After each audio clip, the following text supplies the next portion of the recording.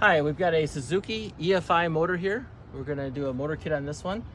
So first thing we're going to do is take off the cowling, and we'll be taking off the lower as well.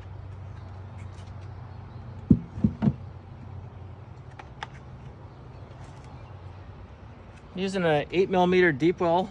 You can use a regular ratchet or cheat like me.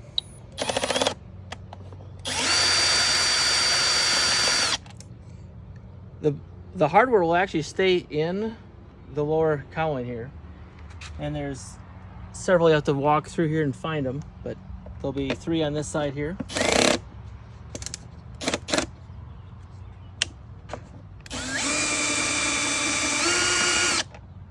Okay, and here, right in front of here.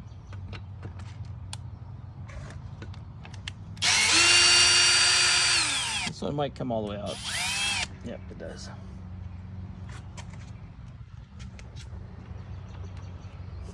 Okay, and I'll keep working our way back. So we got one up here.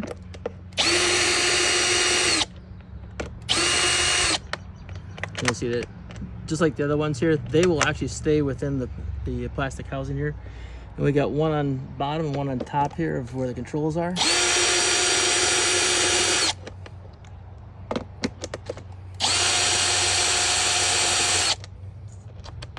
Okay, now the gasket here will need to come off, and it separates right back here.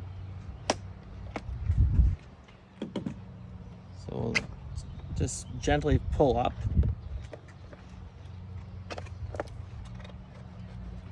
And you only need to take it off this side. And then what I typically do is just rest it up above the air intake here. And we'll see if I missed any here real quick. There's a grommet in here that's going to just slide through.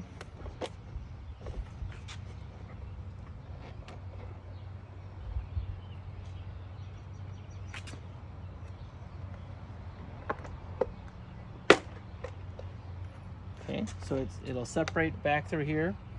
The latch comes off with it all the way through, and then again, you're sliding off this grommet right here. And on this motor, there's a wire that comes out the bottom here. We're actually going to feed the servo cable through this spot to where he's got his disconnect in here. So this bottom cable here, there's plenty of room to run the servo cable through there.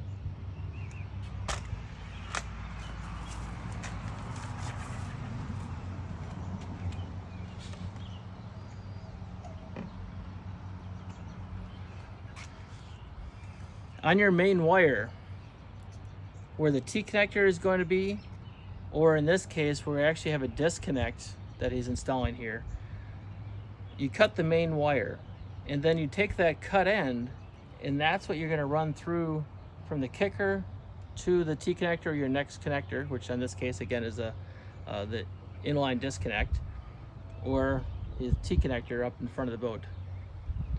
So on this cable, we're going to route up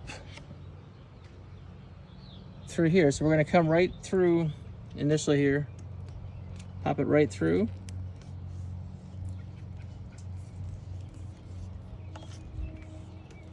And just be gentle when you're pulling any cable through a grommet or anything. This one is really easy to use. And like, if needed, I could definitely put it through this other grommet right here. You can go out other spots as well. You need to be careful because there is moving parts in here. So we want to make sure that however we secure this, that we don't have the cable where it could get caught into a belt, into any moving mechanism here, for example, the shifter here. And we want to make sure we stay away from, again, throttle or other moving parts as well. So.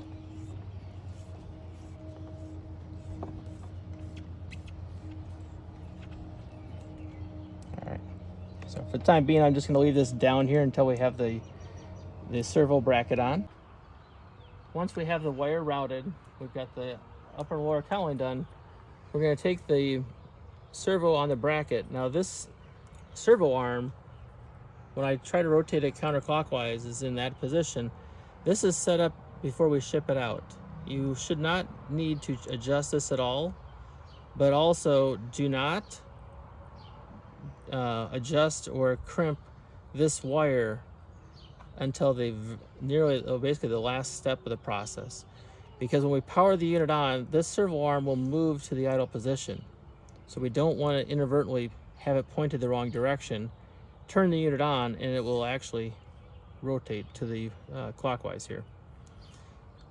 So this screw right here that on the tiller model here, the hose clamp on here, we're going to take a 10mm socket and remove that.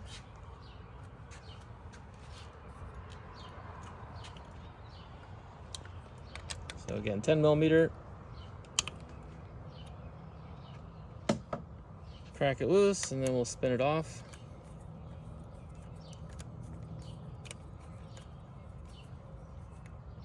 Now, I'm going to take the socket off here as I get close to the end and just hand screw it out.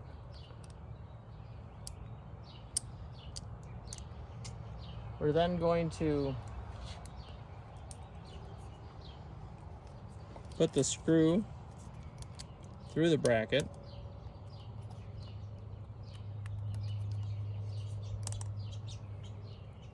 And then we're going to reassemble it.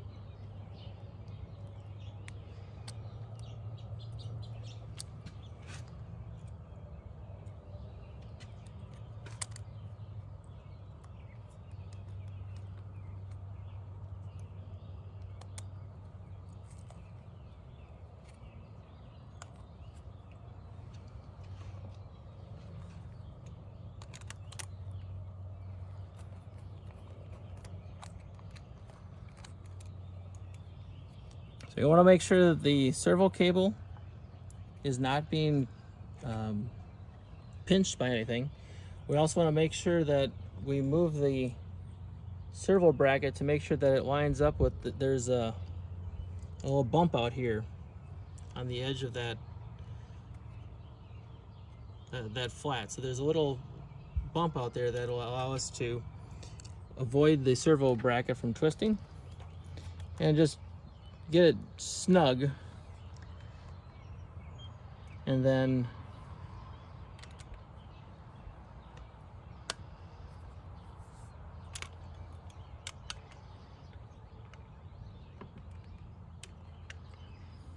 I'm going to push it up and then rotate it to tighten it.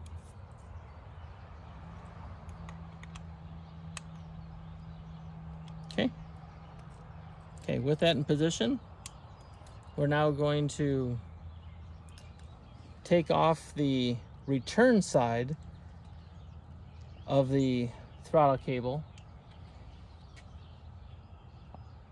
This cable on which would be the right-hand side here, controls the tiller handle when you speed up. The only purpose of this back wire is in case something would get lodged up, to force it back to idle. With a servo setup like this, we don't ever want to force something back to idle. So we're going to remove this cable right here. And that'll be a 10mm, using an open box end, just need the open side.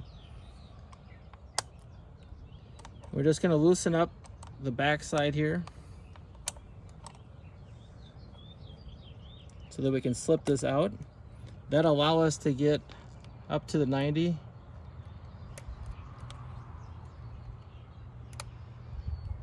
And if it wouldn't twist, I'd have it out.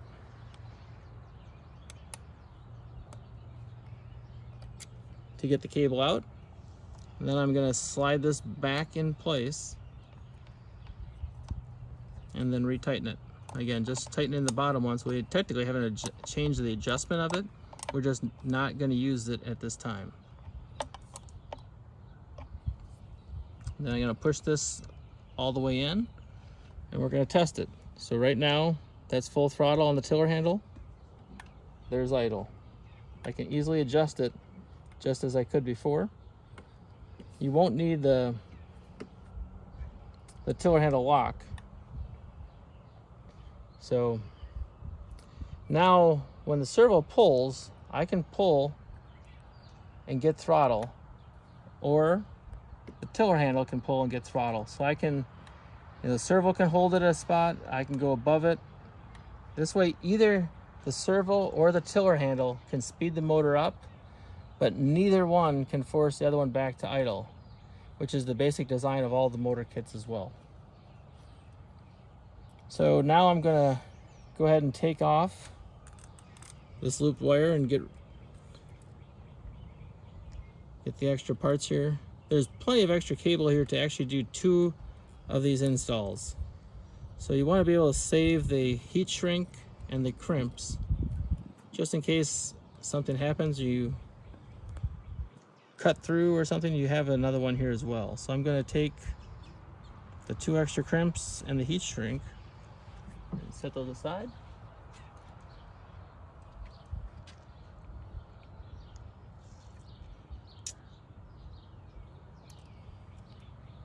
And now I'm gonna go ahead and power the unit up to get the servo into the idle position. So we'll go over to the controller. Left side of the controller is a power switch. So I'll push the power switch in. Before you hook the servo up, you always want to make sure this powers up. So I got the version in manual mode. It's at 0.00% throttle. If that's the case, I'm going to go ahead and turn it off. And now we're going to plug the servo in.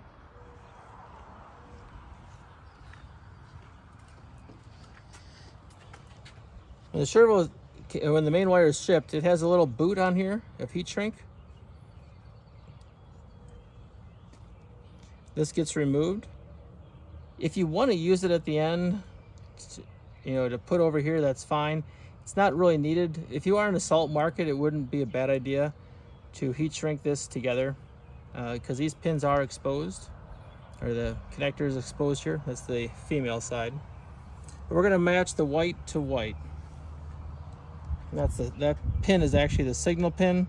The middle pin is the 5 volts, and then the black pin is ground, or black wire. So we're going to line up white to white. Press it in there like that.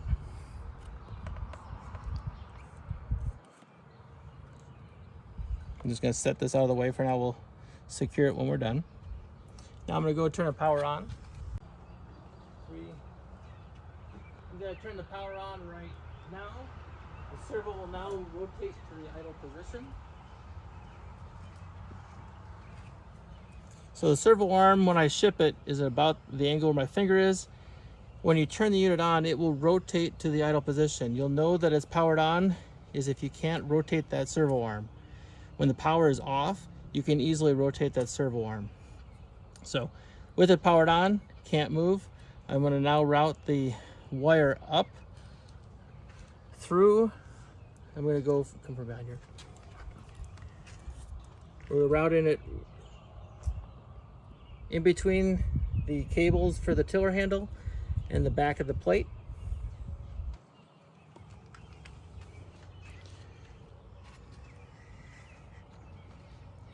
I'm going to take the crimp,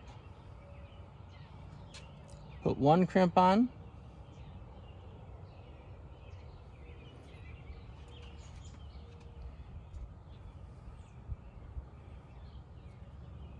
we're going to run this from the back side to the front.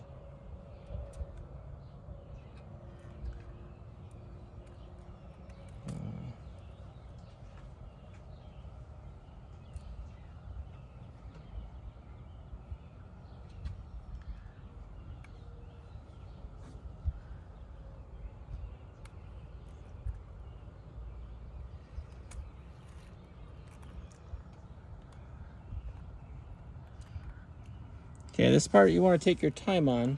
So what we're going to do is feed it through the crimp. I'm going to slide the crimp up.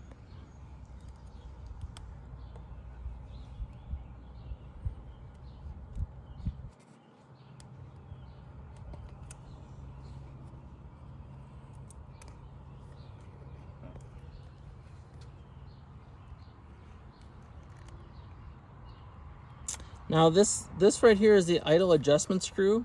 You can see the white paint that's painted on here. You need this plate touching while you finish this. You can take a zip tie and just zip tie this so you can't move it. That's actually a good suggestion for on this motor. I'm gonna slide that crimp up, and then I'm gonna grab my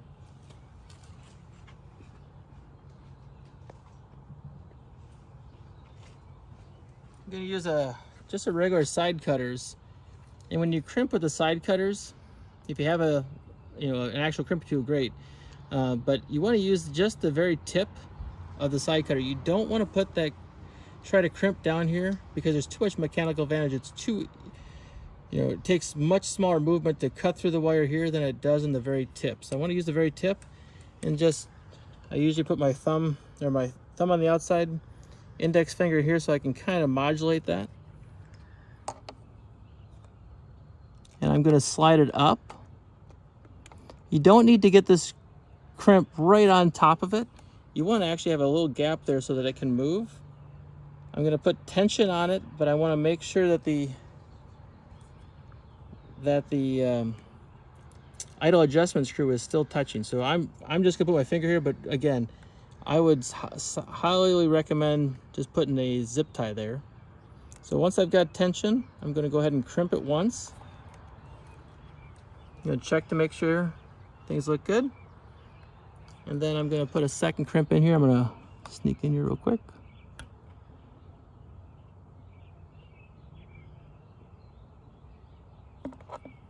There. So there's 2 crimps on there. 2 is sufficient. Now what I'm going to do is turn this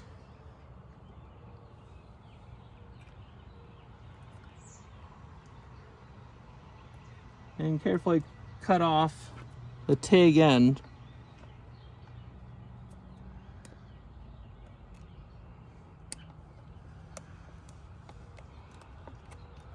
I'll use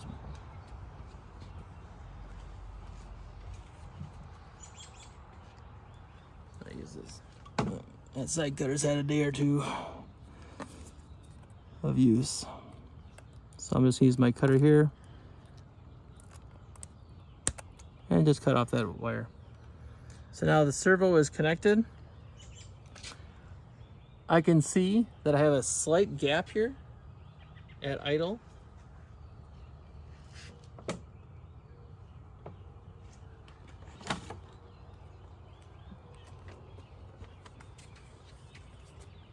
I'm just going to take the bag that this came in and use that as a feeler gauge.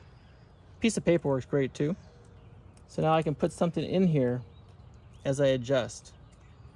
This is a 1.5 millimeter Allen, so I'm going to loosen this up to make sure that this is touching at idle. With these motors, because that return spring is so strong, typically 1.5 to 5% throttle on where I start seeing where I can feel a gap or start seeing a gap is typical with this motor. So because I had a slight gap here, I'm going to take the 1.5 millimeter Allen, loosen this up slightly, press down, and then I'm going to snug it up, and then I'm going to hold the metal rod from rotating, and I'm going to give it a little turn. You don't need to turn this super tight, but you do want to get it snug. Okay. Now with the unit powered up, I'm going to use the remote, and I'm going to press and hold and get a gap in here. I'm going to take my piece of plastic here, on this side right here, and slide it in, and I'm going to just use it as a feeler gauge to feel when there's resistance. So I'm going to back it off with the negative button on the remote, and one click, one movement. I'm going to go until I feel resistance. I'm just starting to feel resistance here, so we'll see where we're at on percent throttle. It's at 2.25% throttle, so I'm well within the 1.5 to 5%.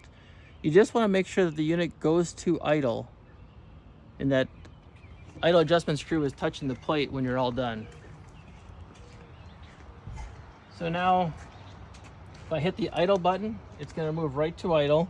I should have just a slight bit of slack on this cable, so there's no tension coming from the servo. And I'm now going to verify that indeed the plate is touching the idle adjustment screw. I'm going to verify with the tiller handle that I can speed up and down just like I did before. And then with the unit, I'm going to press and hold. And you'll see it start off really slow and then it'll change speeds. It has 5 different speeds. The longer you hold it, the faster the servo arm will move. So there I'm at full throttle for the kicker with the servo. Full throttle on here is not going to be full rotation on here. This is meant for trolling. It's not meant to put this boat up on plane. Obviously this size boat, a typical use of a kicker, you wouldn't need that anyways. So goes back to idle. Goes back to full throttle.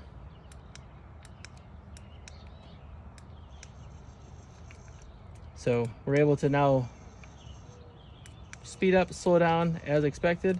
And again, just want to make sure that there's just a slight bit of slack and that we're touching here.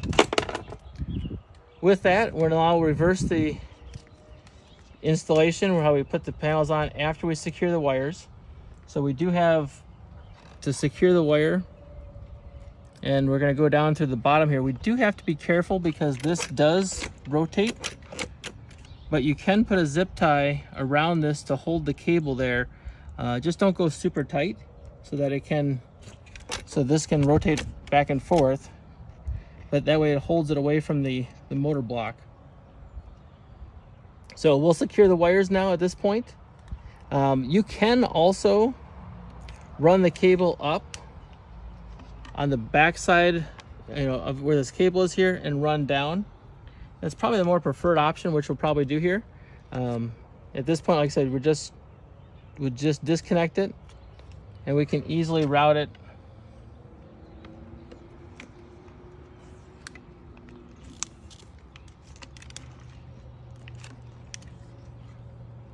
So we have some small wires here, so we want to be careful of those. Come right back through here and come down. So we have a fan or a belt that's underneath here. We have a flywheel that's in here.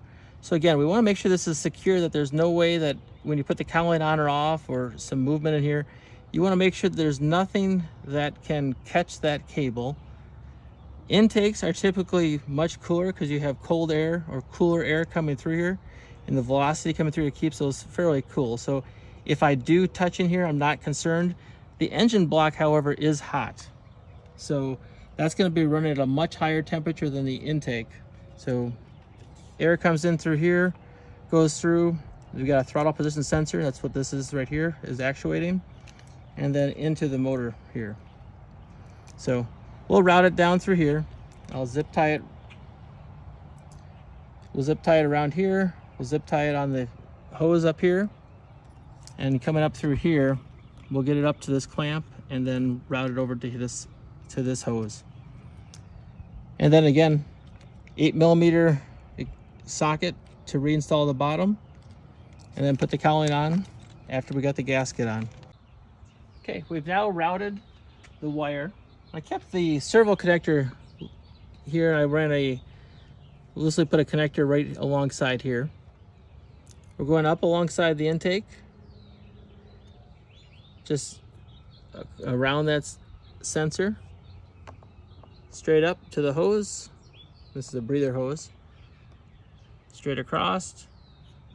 We dropped in, and there's a little modular spot there, set right through there. Come right down, and then it turns out that this grommet is slit, so I can go straight out through there.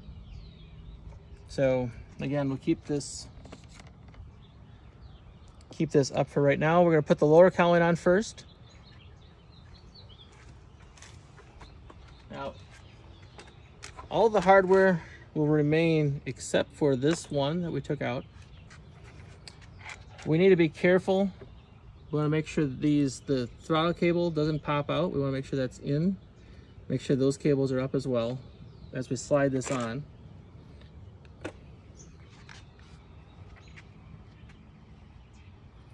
So that's going to fit inside the groove here.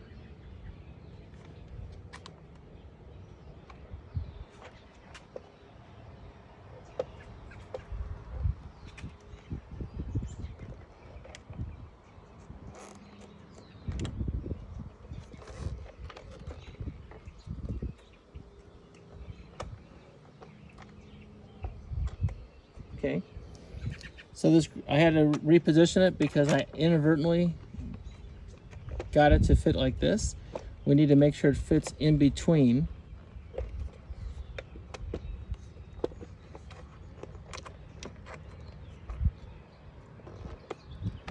So we want to make sure we got a tight fit there.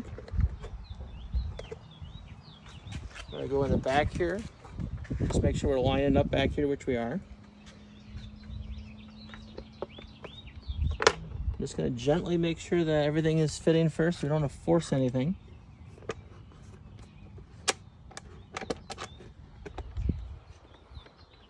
Okay, everything looks to be fitting good. So now we'll take the, get the drill here in a second.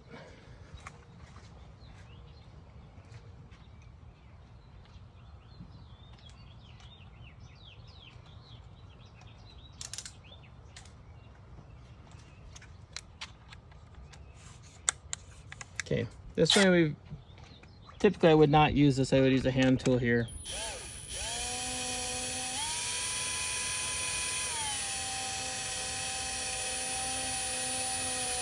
Okay, I'm not going to put that one all the way tight, I'm just going to kind of work my way around.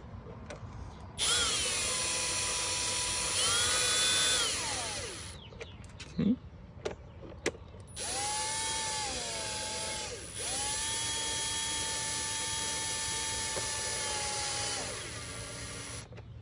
Now this is the one that we had to pull out. Make sure it's got the washer on there as well.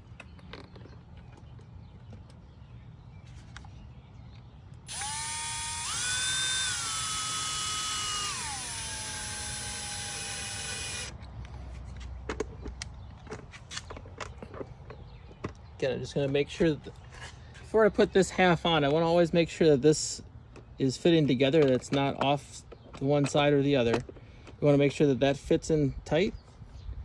Actually, since I'm already up here, I'm just going to go ahead and snug this one in. Okay. And work my way around.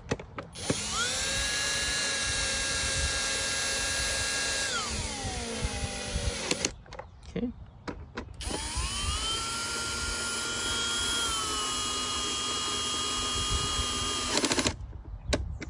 Okay.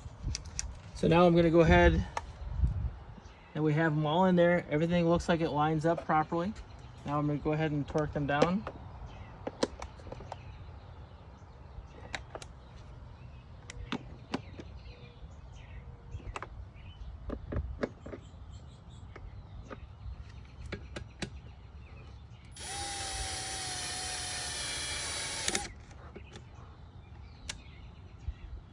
Okay.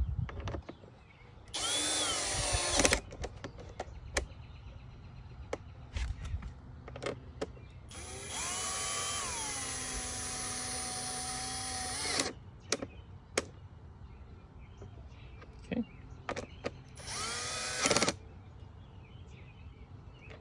And there we go.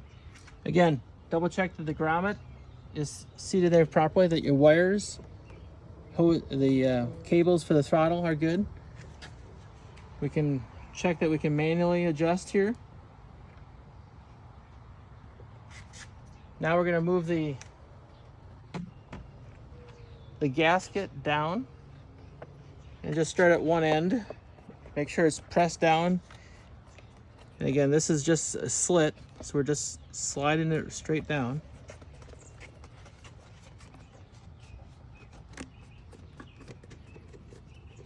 And then I'm going to check the back side just to with my fingers here just to make sure we're pressed down, nothing lifted up as we worked on it. And then from here, we're just going to take the cowling,